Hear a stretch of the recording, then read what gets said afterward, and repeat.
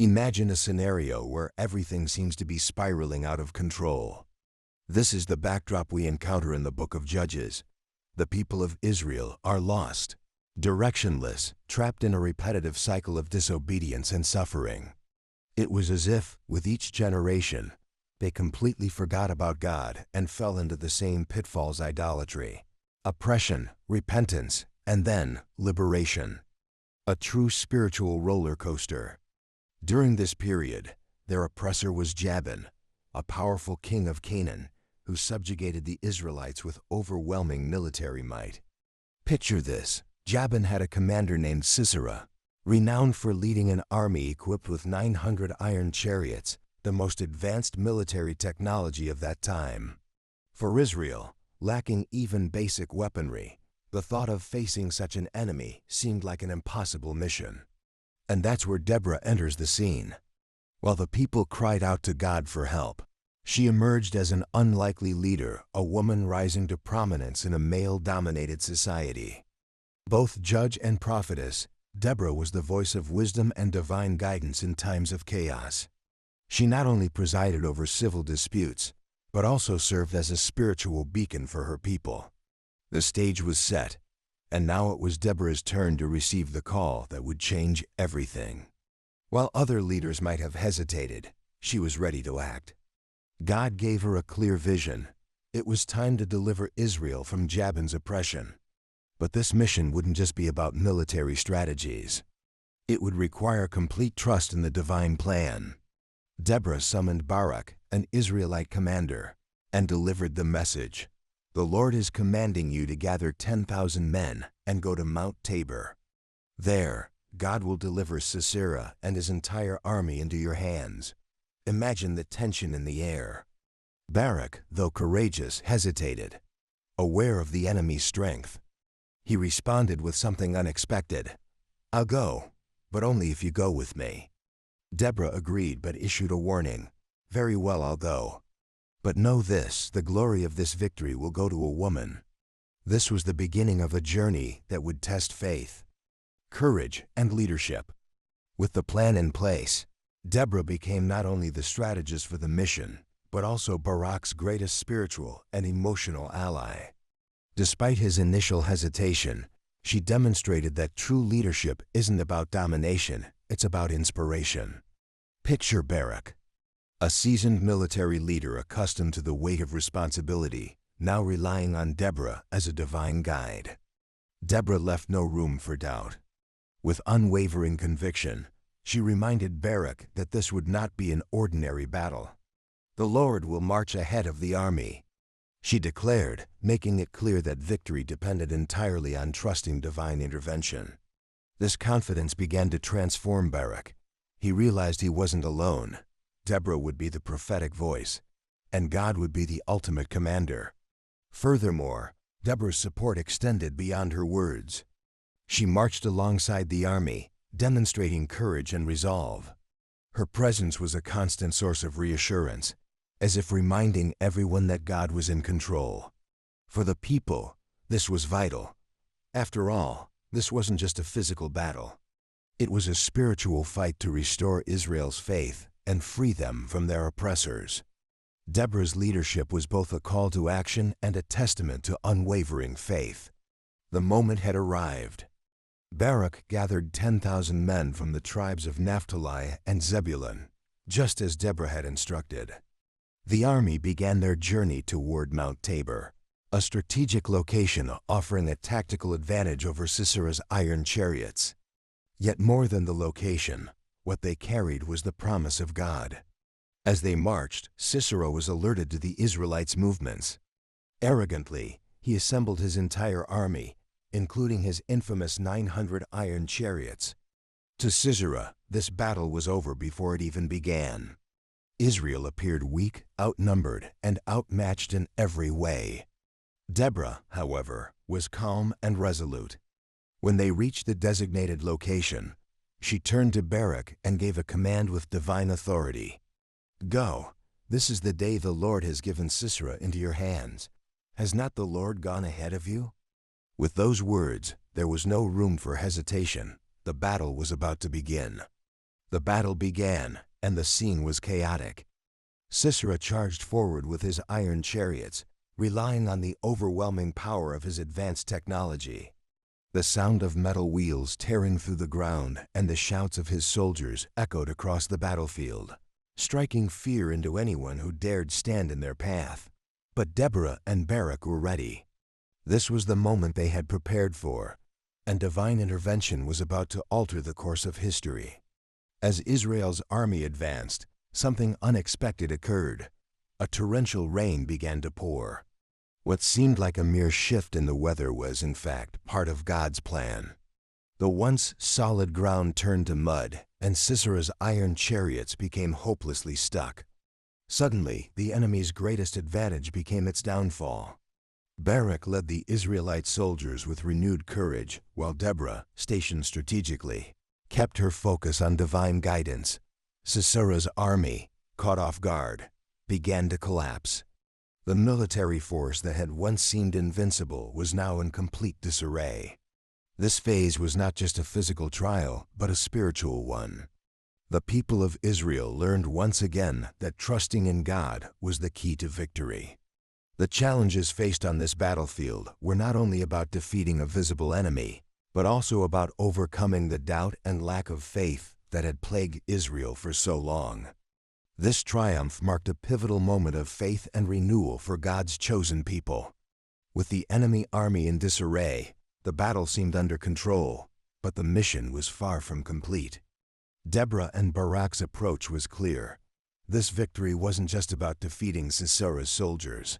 It was about completely eliminating the threat he posed to Israel's future. This meant not only winning the battle, but ensuring that Sisera, the ruthless commander, was captured or neutralized. Sisera, realizing his army was destroyed, abandoned his iron chariot stuck in the mud and fled on foot. Picture the scene, the once confident commander now running for his life, while Barak and the Israelite soldiers relentlessly pursued the remnants of the enemy forces. It was a turning point where even the most doubtful among Israel's warriors began to see that victory was within reach.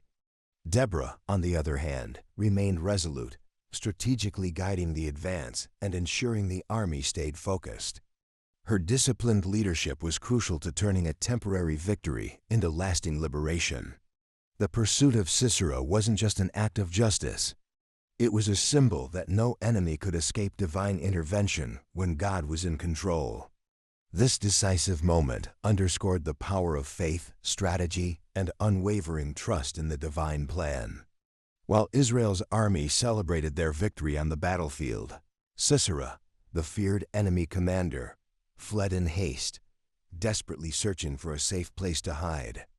Exhausted, he shed his armor of pride and power, every step reminding him of the collapse of his might and the failure of his strategies. He knew that capture would mean facing justice. At last, Sisera stumbled upon what seemed like a sanctuary. He arrived at the tent of Jael, the wife of Heber the Kenite. It was an unusual but calculated choice. The Kenites had an alliance with King Jabin, which likely led Sisera to believe he was safe. Jael, appearing hospitable, invited him inside, offering him shelter and rest. With no other options, he accepted her offer, weary and vulnerable. Inside the tent, the tension was palpable. Sisera asked for water, but Jael, in a seemingly kind gesture, gave him milk instead. This not only quenched his thirst but also calmed him, lulling him into a deep sleep. Believing he was finally secure, Sisera let his guard down, unaware of Jael's true intentions. As he slept, Jael acted decisively. She took a tent peg and drove it through his head, ending his life. This was the climax of the crisis. The once invincible commander met his end, not on the battlefield, but at the hands of a courageous woman. Jael, guided by divine purpose, played a pivotal role in fulfilling God's plan, bringing the story to a shocking yet triumphant turning point. With Sisera's death, the great threat to Israel was finally eliminated. The treasure of this victory was not merely the destruction of the enemy, but the freedom it brought to God's people. Israel was delivered from 20 years of oppression, and peace began to settle over the land. Yet, the true treasure was not in the physical defeat of Sisera, but in the transformation this event brought to the nation of Israel. The people of Israel came to understand a profound truth. Victory did not come from military strength or human strategy, but from obedience to God. They witnessed a direct divine intervention, showing that even the most desperate circumstances could be radically changed when trust in God was absolute. This treasure was also spiritual. Deborah and Barak became enduring symbols of faith and courage. They not only restored Israel's freedom, but also reignited the nation's relationship with God. Deborah's story. As a prophetic leader who used her spiritual insight to guide her people, became a lasting legacy of faith. This was the true treasure, the realization that with God, every challenge can be overcome, and that faith, courage, and obedience are the keys to lasting peace and transformation. The victory over Sisera brought an immediate and profound outcome for Israel. When the enemy commander was defeated, along with the forces that supported him, the land of Israel experienced a period of peace that lasted 40 years. The oppression that had plagued the people for so long was lifted, and God's people, now free, began to rebuild their confidence and identity. However, the impact of this victory went far beyond that. The most visible result was undoubtedly the change in Israel's leadership. Deborah was not just a prophetess. She was a true leader in every sense. Her courage, wisdom, and obedience to God transformed her into a central figure in Israel's history. The people came to see her not only as a judge, but as a model of spiritual leadership. She was not just a woman who led a battle, but a woman who guided a nation into a new era of freedom and peace. Furthermore, Deborah and Barak's victory reaffirmed the importance of collaboration between men and women in fulfilling God's purposes. Deborah's story demonstrated that, regardless of gender, everyone has an essential role to play in the divine plan. Jael's courage, which sealed the victory by defeating Sisera, was also pivotal.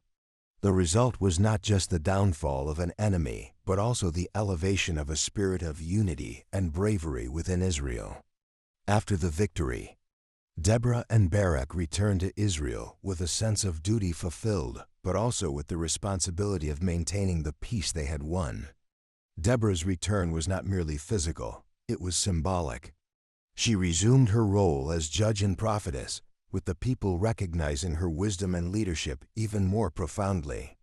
Her authority was affirmed, not only through the victory in battle, but also through the example of faithfulness and courage she had set. Barak's return alongside Deborah was also a reaffirmation of unity and collaboration between them. It was not just the strength of a man or a woman that had secured the victory. It was the union of their efforts and obedience to God that brought deliverance to Israel. Through this, the people of Israel came to understand that their triumph was not merely a military achievement, but a direct response to their cries to God, who had used Deborah as an instrument to restore the nation. This return marked more than the reestablishment of leadership. It signified a return to true worship and trust in God. The people of Israel had been restored, but their spiritual journey was just beginning. They now bore the responsibility of living according to God's law and ensuring the freedom they had gained would endure. The new chapter in Israel's life, following the victory over Sisera, was marked by profound spiritual and social renewal. With peace established and freedom restored, the people of Israel now held a new perspective on their relationship with God and with one another. Deborah, as a prophetic leader and judge, not only ensured political order, but also guided the people back to true faith and communion with God. Restoration was not merely about physical deliverance, but about internal transformation. This new life for Israel meant embracing justice, faith, and obedience to God. Deborah, through her wisdom, strengthened the spiritual leadership of the nation. She demonstrated through her actions that God could use anyone, regardless of gender or social status, to accomplish His purposes. This renewed life also involved a restoration of trust in divine power. with the assurance that God would always respond when his people cried out for help.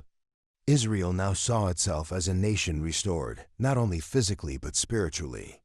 This new life transformed how the Israelite society was organized and how individuals perceived their place within God's will.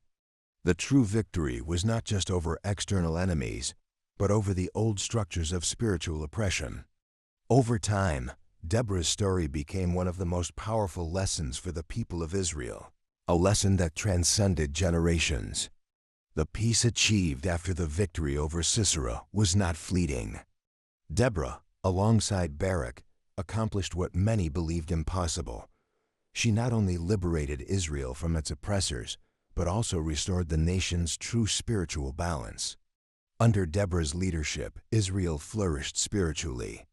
The people learned that true strength lies not in their weapons or human abilities, but in obedience to God and discerning his will.